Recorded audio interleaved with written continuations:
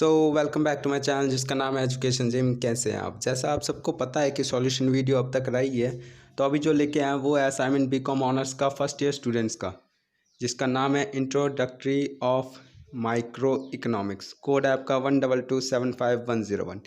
ठीक है, तो फर्स्टली आप अपने असाइनमेंट का क्वेश्चन एक बार देख लेना। वैसे बेस्ट है, ये मैंने देख लिया है, उसके बाद ही अपलोड कर रहा हूँ। तो आपके जो मार्क्स का है ये 100 मार्क्स का है। कोई 2 क्वेश्चन आपको करने हैं 50 ईच यानी। ओके, तो यहाँ पे मैंने आपका first question and last fourth question करवाया। ठीक है, तो फर्स्ट क्वेश्चन में देखो, write short note on the following any three कोई थ्री करने हैं आपको। तो मैंने सबसे पहले इसका डेड वेट लॉस करवाया, देन आपका properties of indifference curve, then law of variable proportion. Okay, तो ये 3 पार्ट करवाए हैं आपके। देन इसके बाद फोर्थ का ए एंड बी दोनों करवाया है आपका। तो जिसके साथ आपका 2 क्वेश्चन करवाने थे तो वो हो चुके हैं इसमें। ठीक है, तो आप अपने असाइनमेंट शीट मीन्स आपको A4 साइज़ शीट यूज़ करना है। असाइनमेंट शीट A3 साइज़ भी आता है, A3 साइज़ नहीं लेना है, A4 साइज़ लेना है।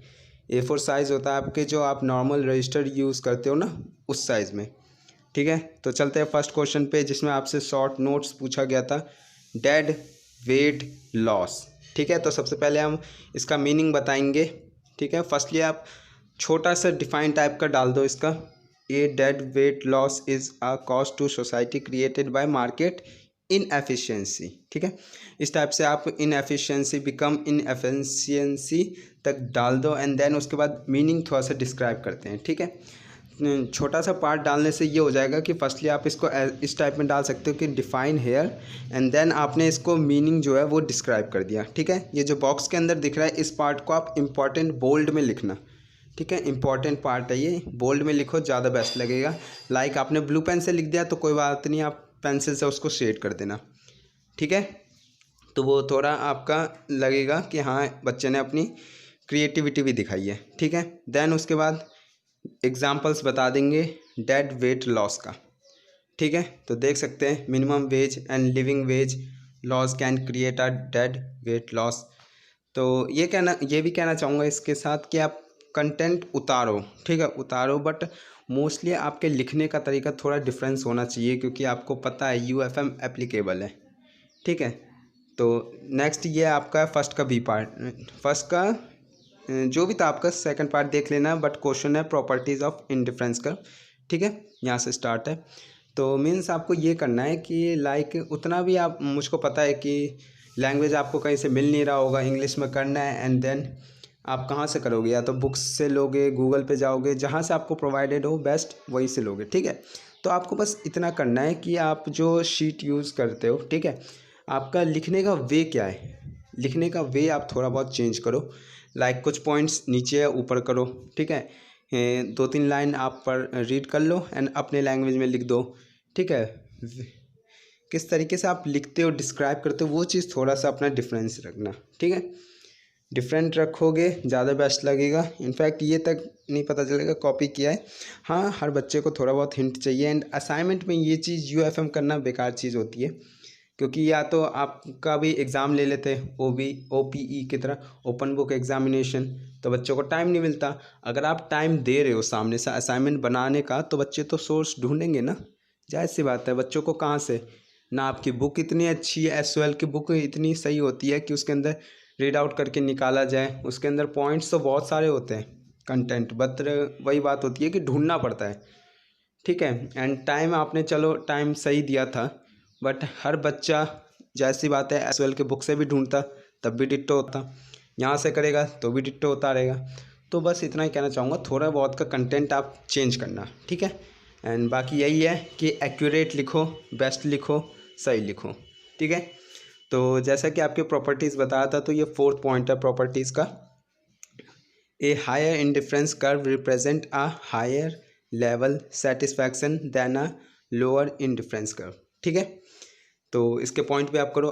वीडियो मैंने स्लो चला रखी है, आप इजीली कर सकते हो वीडियो पॉज कर करके, अदरवाइज स्क्रीनशॉट लेने का कोई मतलब नहीं बनता। आप स्क्रीनशॉट ले लोगे, चलो बेस्ट है। ठीक है, बट जो भी बात मैं आपको बताता हूँ, मैं चाहता तो इसके ऑडियो की जगह मैं गाना भी लगा सकता था। ठीक है, कोई भी गाने लगा सकता था इसके पीछे, बट वही बात होती है कि कुछ बातें होती है जो बतानी भी चाहिए। तो जितनी भी नॉलेज होगी सब आपके साथ बांटेंगे।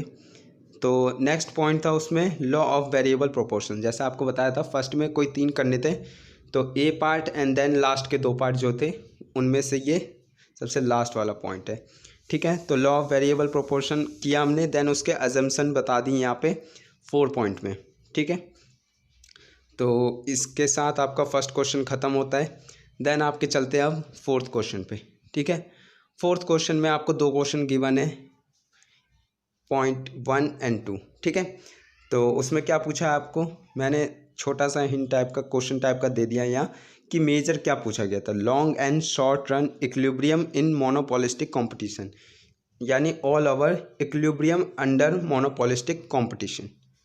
ठीक है, तो देख सकते हो आप, उतारो एंड थोड़ा सा वे ऑफ राइटिंग अपना अलग रखना, बाकी कोई नहीं है, नॉलेज आपको जहाँ से सोर्स मिले वहाँ से करो, बेस्ट है। एंड आपके मे बी फाइनेंशियल अकाउंटिंग का ही रह रहा है लास्ट असाइनमेंट, तो फाइनेंशियल अकाउंटिंग का भी चलो आपका एक ही सब्जेक्ट रह रहा है, और तो वो भी जल्दी लाता हूँ मैं। ओके, इवन बच्चों के भी मॉक टेस्ट चल रहे हैं, तो अभी है हमारे पास टाइम। उनके 10 तारीख से एग्ज़ाम स्टार्ट हो जाएंगे फाइनल ईयर स्टूडेंट्स के एंड एक्स स्टूडेंट्स के, तो उनको भी थोड़ा बहुत डिस्क्राइब करना होता है कि किस तरीके से वो अपनी चीज़ें करें, बेस्ट पॉइंट बताऊंगा उन्हें भी। ठीक है, फर्स्टली तो ओपन बुक एग्जामिनेशन क्या है, ओपन बुक यानी बुक खोल के। ठीक है, बुक खोल के भी आप करो, कोई बात नहीं, अच्छी बात है, बट बुक खोल के भी आप अपने कंटेंट दो, ये नहीं डिट्टो उतारते हो कुछ। ठीक है, क्योंकि उनके क्वेश्चन होंगे लेंदी नहीं होते, क्वेश्चन को रोटेट इस तरीके से कर दिया जाता है कि बच्चा होपलेस हो जाता है कि सर क्वेश्चन तो मैंने रीड किया लेकिन इसके बीच का एक पार्ट आता है। डियर, आप क्वेश्चन ढंग से रीड किया करो, स्टेटमेंट दे देता है, स्टेटमेंट के ऊपर आपको दे देता है, लाइक ये केस स्टडी की तरह हो जाते हैं। ठीक है, तो पूछता आपसे सिर्फ वही है जो आपको एक्यूरेट पता है। ठीक है, बट उनके क्वेश्चन पूछने का ढंग थोड़ा सा चेंज हो जाता है। ठीक है, ये चीज़ आपने हर बार एग्जामिनेशन में देखा होगा, बहुत सारे क्वेश्चंस ऐसे नहीं होते, कुछ पॉइंट्स ऐसे भी दे देते हैं जो आपको डायरेक्टली क्वेश्चन बेस हो जाते हैं, तो वो करो तो ज़्यादा बेस्ट रहता है। ठीक है, तो फोर्थ का सेकंड पॉइंट क्या था जिसमें आपसे पूछा था इकोनॉमिक रेंट और इसके 3 सिचुएशंस। ठीक है, तो फर्स्टली डिफाइन कर देंगे इकोनॉमिक रेंट है क्या। ठीक है, तो ये पूरे पॉइंट मैंने बता दिए इसके, इकोनॉमिक रेंट पॉइंट कह रहा हूँ, sorry for that. And then इसके 3 सिचुएशन लिखेंगे, सिचुएशंस इनके क्या है, डिविडेंड फैक्टर्स। ठीक है, अलग अलग टाइप के फैक्टर्स कौन कौन से आते हैं, इनके 3 पॉइंट्स है, उसी को यहाँ सिचुएशन कहा गया है। ठीक है, division of total income factor. ठीक है, तो फर्स्ट पॉइंट की तरफ जिसमें आपको बोला गया है no economic rent, then 2-3 point है आपके। फर्स्टली जितने भी डायग्राम होते हैं इकोनॉमिक्स में ज़रूर बनाए आप, जो आपको मैंने कहा है ना कि शीट यूज़ करो A4 साइज़, एक तरफ लाइन दूसरी तरफ ब्लैंक, उसमें आप करो।